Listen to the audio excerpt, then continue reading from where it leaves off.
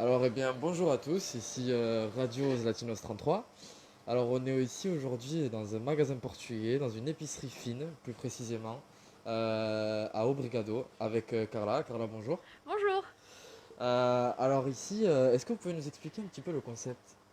En fait, c'est né effectivement de l'idée de dire qu'en région, on trouve souvent des supermarchés de produits de consommation courante portugais. Et il n'y avait pas d'épicerie fine, voilà, pour montrer ce qu'on avait également en produits gourmets, en produits fins, des produits artisanaux, des produits bio.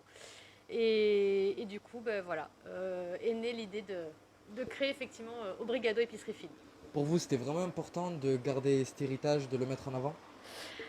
Oui, oui, peut-être un retour aux sources finalement. Moi, j'étais pas du tout dans ce domaine-là. C'est mon premier commerce et du coup, ça me tenait à cœur effectivement de revenir un petit peu à l'essentiel et de montrer qu'au Portugal, on avait également de bons produits, qu'on avait un savoir-faire et je voulais du coup le partager avec les gens. Bien sûr, bien sûr. Donc, au niveau des produits, qu'est-ce qu'on peut trouver ici? Alors ici, on peut trouver de la charcuterie, notamment donc porco preto et bizarro. Vous avez des fromages qui sont surtout des fromages de brebis, donc qui viennent de la montagne, voilà, avec un savoir-faire effectivement traditionnel aussi. Vous avez toute une partie de la conserverie du Portugal avec plusieurs producteurs. Vous avez une partie cave avec des vins du Douro, avec notamment une partie et donc les vins de Quinta do Noval qu'on ne trouve pas finalement beaucoup sur Bordeaux.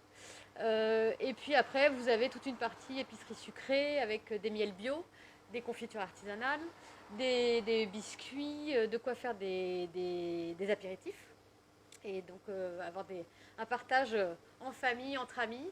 Vous avez une sélection d'huile d'olive, vous avez également des portos, du gin portugais, du rhum portugais, mais du rhum qui est fait à Madère. Après, vous avez des chocolats qui viennent directement d'un maître chocolatier portugais qui a ouvert la compagnie portugaise du chocolat, Aleria. Et vous avez un petit peu de faïence également, donc tout ce qui est céramique du Portugal qui vient d'Alcobaça. Voilà, un petit peu, finalement, on retrouve un petit peu l'âme du Portugal et également les pastels de nata. D'accord. Et j'ai un peu l'impression finalement que vous aviez cette idée en tête de montrer, surtout aussi à une clientèle française, des choses qu'on ne trouve pas d'habitude dans les magasins portugais, et que vraiment ça a été un objectif pour vous de montrer ce côté qui est plutôt traditionnel, qu'on ne va pas trouver partout. Oui, alors c'est vrai que je suis dans un secteur où voilà, c'est surtout une population oui, française. Alors, il y a également des clients portugais, j'en suis très fière et très contente. Mais effectivement, les Français, qu'on le veuille ou non, ont commencé finalement à aller un peu plus vers la destination du Portugal, aiment beaucoup cette destination et ont gardé des souvenirs. Et c'est vrai que la réaction qu'ils ont en général en arrivant ici, c'est de retrouver finalement un petit peu ce qu'ils ont eu là-bas et de le retrouver finalement à côté de chez eux. D'accord.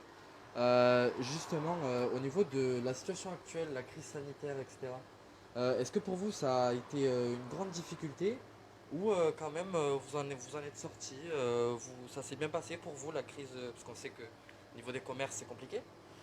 Au niveau de la pandémie, comment ça s'est passé pour vous? Comment l'avez-vous Alors moi j'ai ouvert fin juin. Enfin j'ai eu les clés même j'ai eu les clés le 1er mars 2020.